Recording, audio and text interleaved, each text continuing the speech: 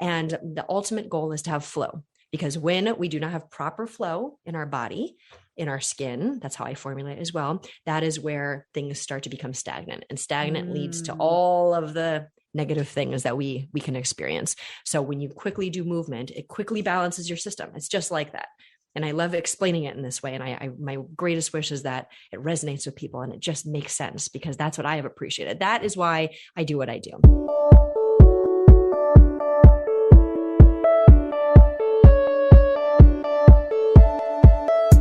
So you want to make an impact. You're thinking about starting a business, sharing your voice. How do women do it that handle motherhood, family, and still chase after those dreams?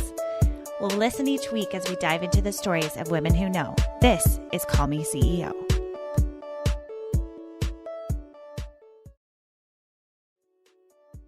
You all are in for a treat today because we have Dr. Jenelle Kim, who is one of the lead formulators in the country to help us establish natural wellness through herbs using Eastern medicine in a Western world.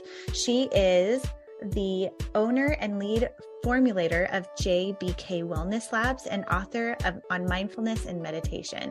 In the early 2000s, everyone she met told her that creating formulations based in Eastern medicine that prioritized natural ingredients was not the future, but she disagreed and kept forging forward and is now creating products on the shelves of Neiman Marcus, Nordstrom, Whole Foods, Target, and more.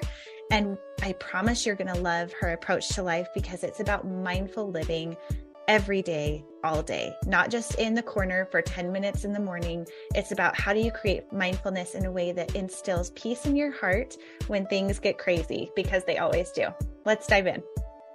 Welcome back, everyone, to Call Me CEO. I am your host, Camille Walker, and today we are learning about Myung Sung, the art of intentional living through meditation. Now, yes. Our guest here is Dr. Jenelle Kim, and she is gorgeous. You guys, if you're not watching the video right now, she is this beautiful woman, and we just started talking, and I can just feel so much of that energy of who you are on the inside, of being just living in this, like, I look at you and I'm like, she has peace. Like I can sense things about people. I really feel like that is what you exude, which is amazing, because looking at the list of all the things you've done, I'm like, she is a go-getter, but she also has such a wonderful peace about her. So thank you for being here. We are going to dive into how to create intentional living through meditation today. And I'm so excited to get to know you and this topic better. Thank you so much for being here. Thank you so much, Camille. That was such a beautiful introduction. I'm very grateful. And I'm so honored to be here, and I cannot wait to dive in. I love that you shared that you have that intuition. I believe I do as well. And the feeling is really mutual, and that doesn't always happen, in this way. So I can't wait. Yeah, I appreciate it. Thanks. We're just going to have a good time. So as a listener, I hope you guys are ready to take some notes. We're going to be talking specifically about how we can create more peace in our lives. But before we get there, I really want to hear about your personal journey, because you have done so many incredible things. And I think that understanding your journey and how you got to a place where you released this book, knowing that it was a piece of something you wanted to share with the world. Tell us about yourself, your background, and how you got to where you are now. Absolutely. Thank you, Camille. So where do I begin in a nutshell? So I actually really believe and know, forget believe, I know I was put on this earth to have the opportunity, because everything in this life is a choice, but I had the opportunity to be able to be a part of this new understanding. It's not really new, but it's different for us in this lifetime, of East meets West, old and new. And why I say that is, you may not see me, and even if you did, you may not know this, but I come from a father who was Korean, a mother who was American. My mom has blonde hair, brown eyes. When I was little, I was born in the Midwest, and people thought I was adopted. And, I was like, just tell me. She's like, you weren't adopted. I had you, so I don't usually put the humor in, but it's part of the whole understanding. Yeah. And so the meaningful aspect of this to me is why I say I believe I was put on this earth with this opportunity, is because I really was. I was put on this earth of this East and West. I come from a long lineage. I'm a 9th generation doctor of acupuncture and Chinese medicine, herbology. Wow. I'm a formulator. I come from a line of formulators, practitioners of martial arts, particularly focusing on Myung Sung moving meditation, which is rooted in Qigong practice, and practitioner of the Tao, as I like to put it. And so if people don't know what that means, the Tao Te Ching, one of my absolute famous, I think a favorite, rather, a very famous book, really the Tao is the universe. And what I have really connected to my whole life, but didn't necessarily know until I was in my early adulthood. I'll go there briefly in a second. What I connect to is when you understand these ancient principles of the universe. And when I say principle, it's like universal truths. I'm human, you're human. Mm-hmm. Thousands of years ago, we were human. Thousands of years from now, hopefully, we will still be human.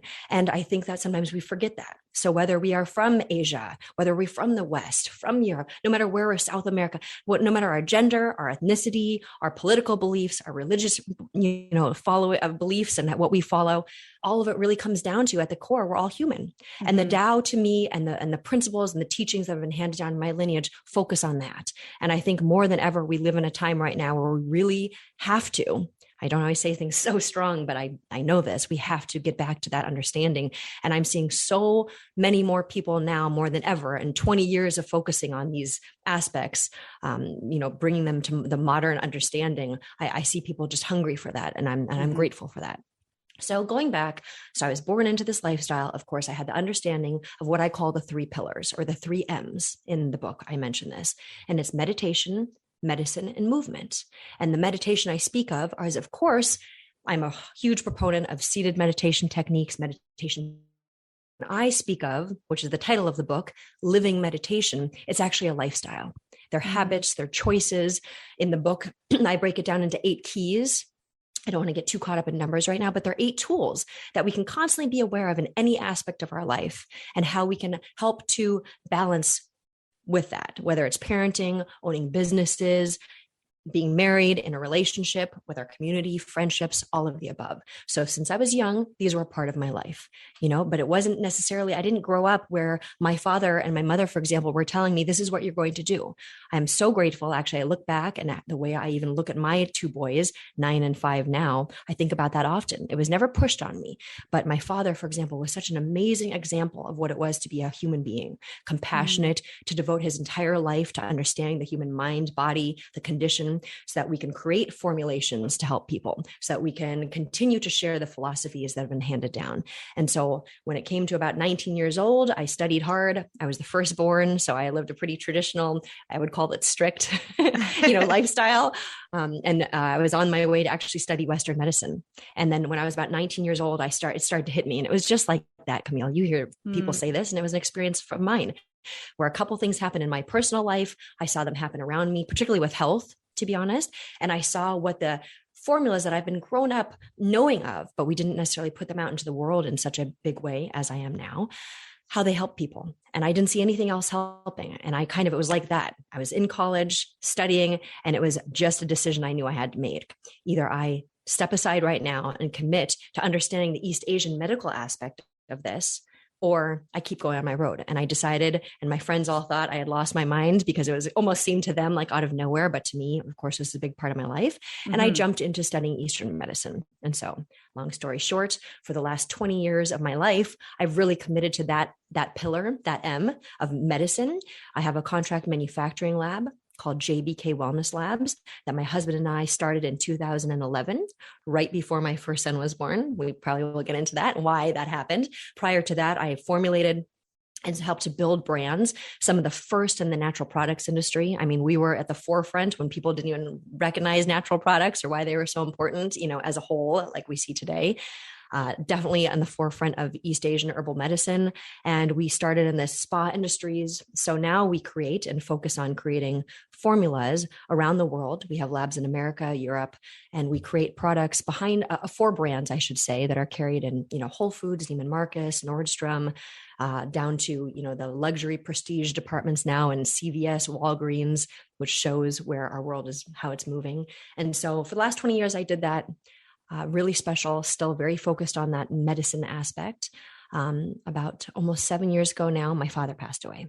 And so it's always, no matter how many times I say it, it's not an easy topic for me. He was my everything, my mentor beyond my everything. And when he passed away, that is really what I always knew. I wanted to put this down in a book.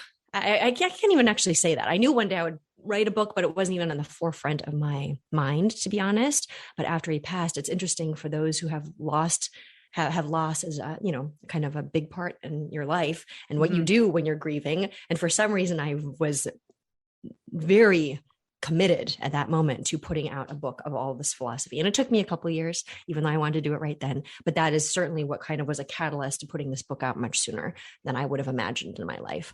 And then the book came out. And then, one thing I speak of is that movement aspect. I'm kind of going over all of this right now, so I hope that's okay. I'll close it up. But the movement aspect is a big part of it because it's all connected. That medicine, the formulations, but also the way that we eat, the meditation, as I just mentioned, and movement is that last piece, how important movement is in our life, which we're all aware of, but particularly the internal arts, Qigong practices to help us balance. And so that started taking off too, because I think the universe is looking for it. So that's a bit of in a nutshell, I suppose. Just a few things to unpack, how do I break this down? Oh man, there are so many good things. And honestly, I feel like there has been an awakening to the benefit of Eastern and Western, that maybe we could do better practices if we brought it together. And isn't it wonderful that we're starting to understand more, where I feel like we've made so much progression in technology and, so many other things, but what about our health? And so I love that you were drawn to that, because I do think you have such a unique perspective to be able to bring that to this Western world, where I think there is so much suffering because there has been disconnect between our mind, our body, and our soul in that way. Yes. So tell me, a beautiful way of putting it. Yeah, thanks. Yeah. Tell me a little bit about that. I'm really curious because I like to hear the little bit of the nitty gritty of that moment in college. Like, what was that about health that you were like, put some brakes on here? Like, I want to do this different. Like, what was happening? Sure. So I witnessed a few people around me have very severe digestive imbalances. I had someone who had their wisdom teeth pulled and was in so much pain. And it sounds like, but if anyone knows nerve pain in their mouth, it is debilitating. So those two, in this moment are something that I remember very vividly, and nothing could help them. The person who was having the nerve pain, no matter how many painkillers, and no one could understand what was happening. And then I saw some herbs applied and some hand acupuncture, and this person was out of pain. And the digestive, disorders, things that and again, I had seen this growing up. So growing up, because I have this treasury at the time, it was, I had not stepped up as, let me be the custodian or the guardian of these formulas, but growing up, we had those in my lineage, and doctors would call, or, kind of around the nation that we knew, or people we knew, and we would kind of give out the formulas in that manner. Another really important piece of this is there was a very, very amazing dermatologist. She was an amazing woman. And she was a part of this journey as well, of this decision, because one of the things that we specialize in is skincare, body care. It's so important. I'd speak around the world about how important it really is, even though we're aware of it, to think about the things we put onto our body. Our skin is our largest organ, so it makes a difference. But she was one who reached out to me also and said at the time, I was studying for my master's, Jenelle, you have to do something with this. It's helping so many people.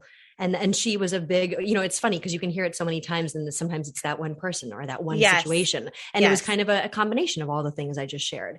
And so that's where I kind of jumped in. And while studying, all of a sudden I found myself, writing ingredient lists and creating formulas. It just kind of took off, Camille. And I do very much live by that, that we have to work hard. I tell my kids, there's no magic secret. You have to work hard, and you have to have follow through, and you have to be consistent if you want to succeed in life. And I don't just mean monetarily. I mean, in your mission, in your purpose. Right. But also I very much believe, in fact, it's key 8, as I mentioned, be like bamboo is my favorite. It's a great visual, I think. But when it comes to life, particularly in business, in my experience, and parenting, now that I say that it fits everything. But, if I do not pay attention and trust and have faith in the universe behind all of this, studying hard, not sleeping, doing all the things when you're studying and working and building businesses, but also just trusting there's something here. I don't exactly know what it is. And it wasn't even exactly what I wanted to do, Camille. At the time when I started studying Eastern medicine, it resonated. this is exactly what I'm supposed to do. And that's part of this whole thing. And it made sense, of course. My whole life I grew up, everyone's eating candy and I'm like sneaking the herbs out of the herb chest to eat. Not a good idea. I'm kind of kidding, but seriously, I loved it. And when I went to school, I loved being with patients. So really what I thought I would do is have clinics all over the world. In fact, our lab, my husband and mine, JBK, is named after not myself, which people think that's not my style. It's named after my great grandpa. And he was an amazing practitioner in Korea, treating patients. And I knew this is what I wanted to do. So I fought it a bit when the universe was pushing me towards what I now do for 20 years and will do for the rest of my life. I thought I'd be in clinic with patients. And all of a sudden I found myself making formulas, making logos. I'd study so hard and at 3 a.m, I'd have to make a logo and make a website. I certainly put my head down and do my work, but I fought it. I had a couple tears. This is not what I want to be doing, but I knew there was something to it. And now I look back and I'm grateful. I believe that this platform of sharing through the lab, through the book, through events that I do now it's almost like the clinic. The world can be a clinic, and I'm reaching people who do not know about this, and that means a lot to me because had I just had a clinic, sure, you can do certain, let it be known, market, if you will, is maybe the proper word. I'm not sure, to have people know that you exist. But now it's like I'm able to reach people who had no idea to even look at Eastern medicine, to even realize the Eastern philosophy that exists, the movements that exist. So that's all very much a part of it. I want to ask you a personal question about how you apply these practices into a day in the life of Jenelle Kim, or Jenelle, what does that look like for you? What are you doing for your morning practice? What do you do for things you ingest and put on your body? And this is personal, but it's also I love that where I'm like, how do we apply that where it feels doable to the person listening? Okay, but what does that look like? How do I live a life that incorporates the movement and the medicine and the practice of meditation? I love that question. So how do we live a life that incorporates the 3 M's, the medicine, the movement, the meditation? And it is not always easy. I'll be the first to tell you that. That's one of the reasons I wanted to put it in a book. And I'm here speaking with you, Camille, because I don't want it to make it seem like, oh, it's just, you just balance it and you go about the day. No, it's a constant. But when you start to, and I will explain that in a second, when you start to incorporate these things into your life, you realize it's always a balance. That's at the core of everything. We can't avoid anything in this life. We really can't. We can do things for a moment, but we're going to get sick sometimes. Challenging situations are going to happen to us. What do we do when we're in them? Do we crumble? Do we get anxious? Do we get uptight? Do we get sad? Or do we realize all those things are natural? How are we going to balance with whatever comes my way? And it is very important. It is a lifestyle and it is always a choice. It always comes back to you. And it's the most empowering, but also the scariest thing to know it really is up to me what happens in my life, when you really look deep. So what does my life look like? I sleep and I dream of these things. I'm really serious, if it's work, if it's parenting and raising my 2 boys, if it's in my relationship with my husband, who I work with and have worked with for 20 years, of my life. Which is incredible. Community. Yes. It's such a normal part of our existence together, but yes, I agree. It is. And that takes work too. Yeah. And what that means is literally, what does this look like? I wake up in the morning and the first thing I do with usually my 5-year-old will have jumped in bed with me, which secretly is one of my favorite things. So I do not try to stop it.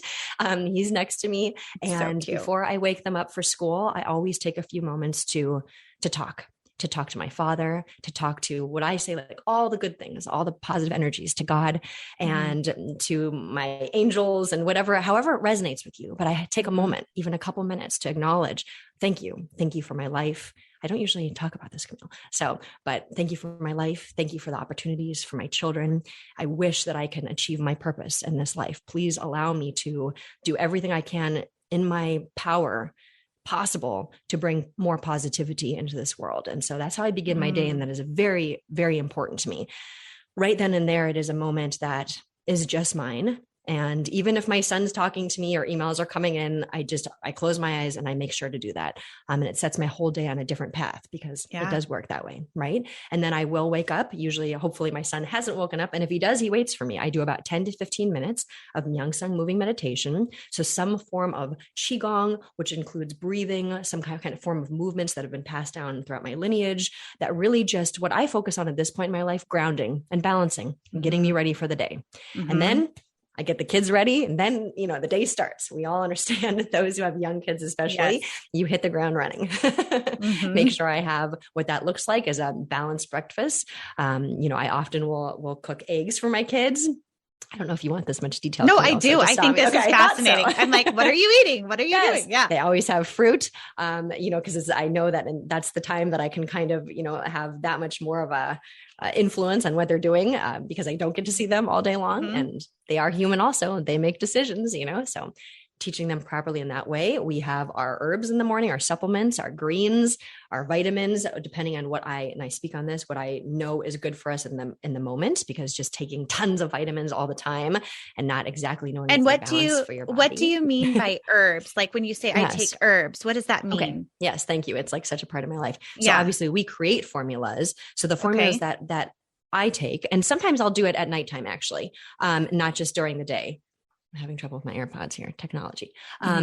What I will do is either in the morning time, I will incorporate an herbal formulation that I create in the lab to boost immune system. That's a huge one right now because we're in that season, right? With young kids, especially. Sometimes personally, actually, to get a little bit more detailed, I will take certain formulations at night because it's more important to take them at night so that when you're sleeping, your body can heal. And it's like a calming mechanism as well, but I don't want to confuse. So is that like is that like a vitamin that you're taking? So a vitamin, it can be like a tincture. The very traditional way, which is the way my family and I do it, but we don't always put them out into the world in this manner, is it's like a tea. And it tastes really not so great, but that's the way I do it. And that's the way I make my children do it. And so we, when we were putting it into the world, make it a little bit easier to take, taste and, efficiency, if you will, through capsules, through tinctures, through greens, powders. So there's many different forms, but ultimately taking different herbal ingredients, often combined with other vitamins and minerals and skincare, active ingredients. It's all that balance. And so I hope that answers the question. Yeah. So are these, so tell me, are these products that like people listening could buy that you're like, where are your tinctures and your vitamins? Yeah. So this is always the hardest question for me, which is why sometimes I'm like, oh, we're going down this road. So we have so many brands, that we manufacture for, which I cannot necessarily sit here and tell you. Yes. However, they are found in Whole Foods. They are found even nowadays in your Neiman Marcus and your Nordstrom, which is amazing. Because remember, 20 years ago, we started giving internal supplements for beautiful skin and detoxifying, and they thought I was crazy. So because you formulate so many for so many brands, you can't say take this one over the other because it's also confidential. Yes. Okay. Yes, which is a shame, but it's out there. And I hope to be a source, in social media, at least, or on websites or events or wherever here with you today, Camille. My wish is that I kind of teach the principles of things, yes, don't just take a vitamin because it sounds good. Understand what it is for. When you put it into your body, pay attention. When you introduce something new, pay attention to how you feel in that next week, because you'd be surprised. The number one thing is we have to be aware of our own bodies, because we are constantly, it goes back to that balance. As I talked about, that is living meditation. Our bodies are constantly changing, and our digestion is key. Eastern, Western, we all agree. The middle is of utmost importance. And so just be aware whenever you take something, pay attention. If you start to feel a little sleepy, if your digestion feels a little off, some people don't even notice. That is really not okay. You have to know if your digestion's off. You have to know if you're feeling more fatigued than normal. And then you have to think a step deeper. Maybe it's not just because you're stressed. Stress plays a huge role, but maybe you incorporated a new supplement. Maybe you incorporated a new vitamin. Maybe it's not absorbing properly by your body. And so these things are really important to be aware of, because just because this is what I Now we're going to the medicine aspect. But what I speak on is proper formulation is key. Synergy of ingredients is key. So even if it's they say now I was just at a big event in the panel, they talked about the TikTok trends and, so much around us, which on one hand, sure is good, but you can't just listen to everything, right. Things it's confusing. Yes. It's if you so watch confusing. This, yes. Or people come to me with like a table full of supplements and they're like, this is what I'm taking. Is this good for me? And this is what I say, look at that table for it. Does that seem balanced to you? Because it makes me sick, like in my stomach, just looking at all of that, and you're putting that into your body. So just be aware is number one. When it comes to any kind of herbal supplement, topical skincare, look at the source. Actually, who just said that? It was, I was at a panel, at an event, and on the panel was actually the CEO of Olaplex, and she was awesome. I really liked her. And she kept saying, because she's been in this industry, the beauty and wellness industry, for a long time. And she said it in a beautiful way as well. You go to look for the source, look who the company is, who is their formulator. If they don't give that information, how do they formulate? It's really important to do that. And then it's not like I'm giving you a million things to memorize, right? Or which companies to buy. Go out there, look into it a little bit deeper. Nowadays, the beautiful thing is, versus 20 years ago, when I first started, any good company, any company who is grounded in what is important for the body, for the skin, is going to provide this information. If they do not, it's probably not a good sign to begin with, but they will kind of, give that explanation. So that's how I would recommend what herbs to take, what skincare to use in general. It's hard because with FDA guidelines, it's kind of the Wild West a little bit, where absolutely sometimes it's just the more trending thing that you're like, oh, I guess this is good because that's the ad that keeps popping up in my feed. That's right, Camille. But that's not necessarily the truth. So I appreciate you giving that information because it can be confusing. Absolutely. We live in a world that's very overwhelming right now. It's just the way it is. Yeah. For someone like me who knows nothing, I mean, I've done meditation, but I have never done the Tao or martial arts or any, like, I'm just like, I want to see you do that. Teach me, like, what would be a good resource for someone who wants to learn that type of movement for grounding, for someone to learn that? What would you say for that? Okay. So that I'm able to, at this point, I've started to, because so many people have communicated to me different courses. I'm doing one with Meditation Magazine, a collaboration where they have some of the top meditation teachers and they put out a course. I'm offering a course finally on my website, and I hope to do more. And honestly, on social media, I give little tips, which I think are very helpful in my personal humble opinion. Yes, get the course, do all the things, whichever. But because I find that I did this because it's helpful. I'm seeing how much it's truly helping people. But sometimes it's the couple minutes throughout our day. Yeah. It's our kids running around. We have a deadline for work. We're supposed to make dinner, all the things. Yes. And you're feeling anxious. You're feeling uptight. You're feeling, like you're tired. And there's movement can be one of, in my experience and what our ancient teachers taught us. In fact, I just did an event for Diane von Furstenberg in New York, which was amazing. And so that's also something I'm seeing more and more people are starting to put this out there. And we're much more familiar with yoga in our life, which is, I would connect it to me, yoga, traditional martial arts, meaning Qigong, Tai Chi type of movements, where it really works with your body, your internal condition, not just your external condition. It's coming out more and more. Qigong, going back to what I was saying, I find is something very powerful because it combines movements that really do work with your internal organ systems, your muscles, your joints, your circulation. You don't even have to know all this stuff. All you have to know as a person is that you do a few of these movements, which I share, like I said, go to social media or whatever works for you. And it could be 3 minutes, 5 minutes. I do it in front of my kids sometimes. I joke around, but I'm very serious. And then oh gosh, mommy's serious. Like I better do my homework, because you'll find it immediately clears your mind. Movement is one of the fastest ways we can balance our body.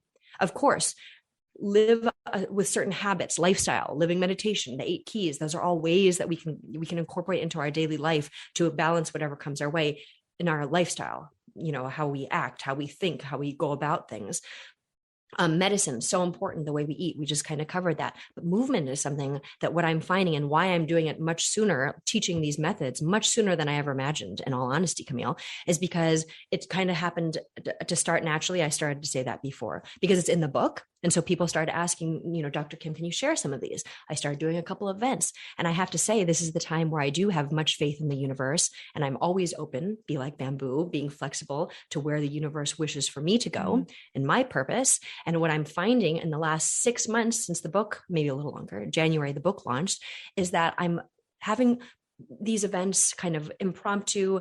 These women, men are coming in and their lives are, I cannot even tell you the difference. I know of this. I've grown up seeing it, but it's a very special thing. So you incorporate just a couple minutes of movement, getting back in conclusion, into your life, no matter what you're doing, and you will immediately feel more grounded. You will immediately feel less anxious through breath work, through specific movements like hand positions, different movements with our arms and our legs, because what it does is it stimulates your whole meridian system, circulation, chi and blood. That's going to be a whole other podcast. That's why I'm trying not to go too far, but we get an idea. So we are basically vessels that hold blood and chi. If you really wanted to break it down, like Eastern Medicine 101, there's a lot more involved, body fluids, they break it down, but it really comes down to chi and blood.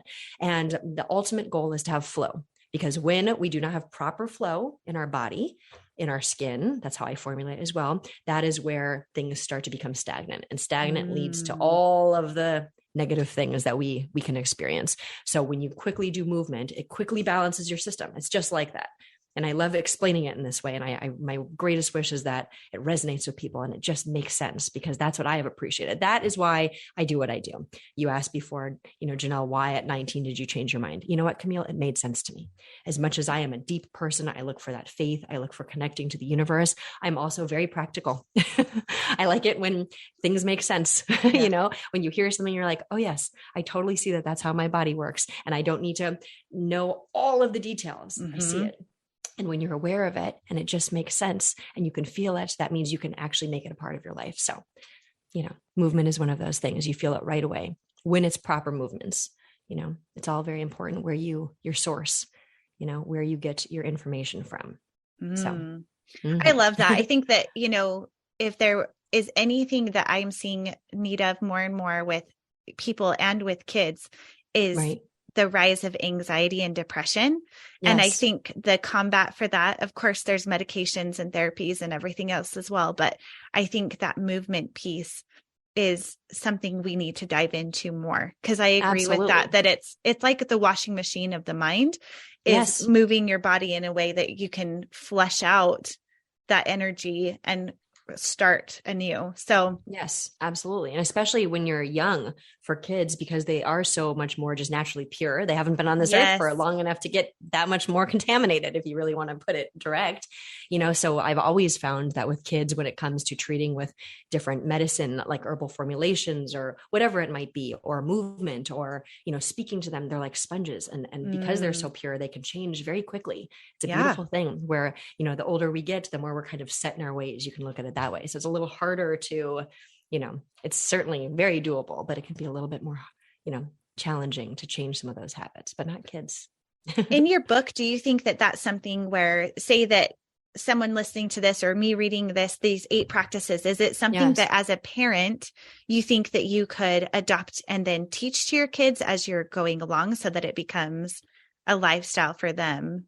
Absolutely. Like it was for you as a kid. Absolutely. I mean, it is a vital, an integral part of our lives. The way I speak to my children, even my 5-year-old, I came in the habit because of challenges and things that I saw growing up. One thing I remember being when I was young is always remembering, I know what's happening. No matter how young you are, it's amazing how brilliant children are. Yeah. And for the reasons I just shared, many more, but in general. And so when I had my boys, there's times where with my Vincey, I call him my Vince, 9 years old, he's very connected naturally. All kids have that, and so ever since he was young, I found myself speaking to him because I remember promising myself that when I was little, and my parents did communicate very well with me in that way because I grew up, you're right, on these principles.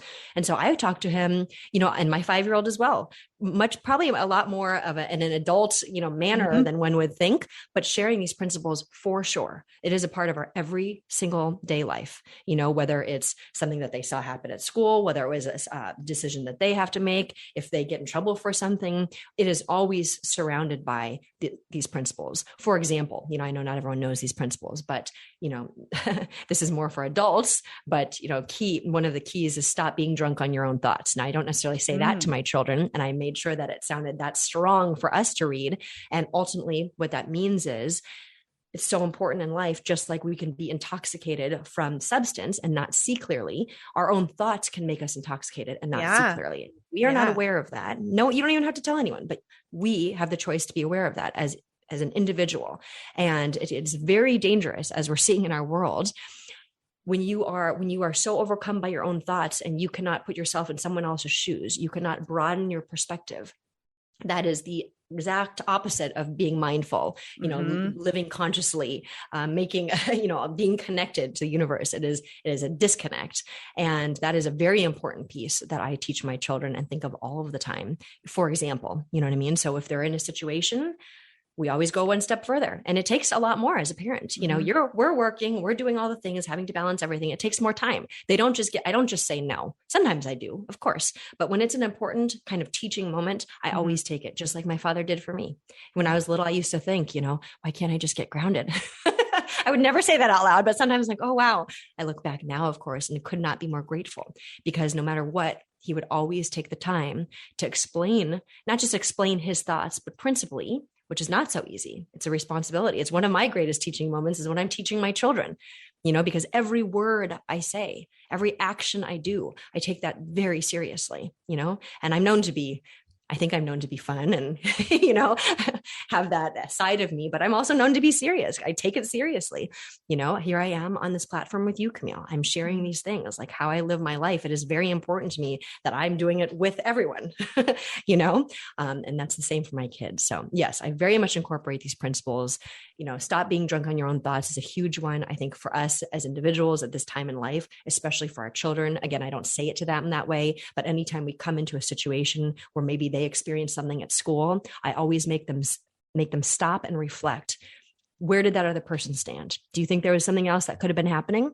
And they always, they usually answer me beautifully. They're so brilliant when you really give your children a chance and exercise, in one way of putting it, that part of their mind, and their heart. Okay, I know you were upset, or they come back and say something great. Mom, this happened to this person. And so I pulled them aside and I walked over and I made sure that they were okay. We'll take a moment on that, and it's constant. You're constantly going and thinking. It's very active. Why it's living meditation. It's very active. It never stops, but it does bring such a sense of peace in my life and what I see, how it affects so many others that have come across these types of teachings and principles. It just, I'm grateful that you started off our whole time together that way. My greatest wish in life is peace. It is, because when you come from a place of peace, you can't be moved very easily. From that, we can have our health, we can have our happiness, we can have a life without many regrets. You know what I mean? In fact, before my father passed away, I just felt, I knew it somewhere deep down inside. He was as healthy as can be, in a very unselfish way. He left as we would wish for anyone, very quiet, calm, quick, no suffering. I don't always discuss this, but it's coming up right now. But before it happened, I just felt something in my gut. I always knew I had a limited amount of time with him. And so that's one of the reasons why this book exists. I would sat with him for at least 10 years. I devoted my life to just kind of spending as much time with him. And one of the things, just a few months before he passed, again, for no reason, I felt it deep inside. And that is definitely a practice in my life. When I feel something like that, I'll follow through, because life is short. And I felt inside to tell him, I'm so grateful for you as my father to give me this gift of peace. And so it's so interesting that you said that to me when we first started, because what's more important than that? To be able to, not let everything that happens to you in this life affect you, because that's where, it can get hard, and I don't think a lot of people, maybe I'm wrong, but in my experience, I don't think a lot of people come out and acknowledge that necessarily in that manner. It can be really challenging and it's not always easy, but guess what? We have all of the tools around us, all of the answers we look for in this life are within us and around us in nature. And we have to look inside of ourselves first and then be rooted and grounded in that. Because if we keep going outside for our answers, that's exactly what keeps happening. It becomes chaotic. It becomes uncertain. It becomes unstable, and you don't have that peace. So I actually think peace is the number one most important thing that we could ever gift ourselves, So wow. That's that. Well, I'm tearing up over here. I don't know how the rest of you are feeling right now, but oh my gosh, what a beautiful gift from you that you were able to share these principles from the way you were raised. And what a wonderful, I agree with you, is that I think so many of us, and the way that the media is that we're looking for outside validation, outside accolades, outside ambition. And what I think is so beautiful about you is that you are obviously a very successful, ambitious, like giving person. And you also have that like peace. Like I could just sense that with you. I'm like, you just exude peace. And I'm curious, what do you think your father's reaction would be to your book? Like, what do you hope or think that he might be thinking about this beautiful book that you've created? No one's ever asked me that. Well, first of all, thank you, Camille, for, your words just now. What would I think? The best way I can answer that is, of course, I can say, on one hand, would he be proud? Because these are the words that come up, at least in our part of the world, maybe not so much in Asia. Oh, sure. Yeah. We don't say this out loud. Yeah. Yes, I am proud of her. So sure, of course, all of those things. But my biggest wish every day is speaking to my father, speaking to all of those who came before me. It's my greatest wish to continue in this legacy of bringing this positivity. And it is my belief that life, no matter what we visualize that as, or, create it as, extends beyond this life, and that is certainly a very important, a huge box to open right now, as we're probably concluding.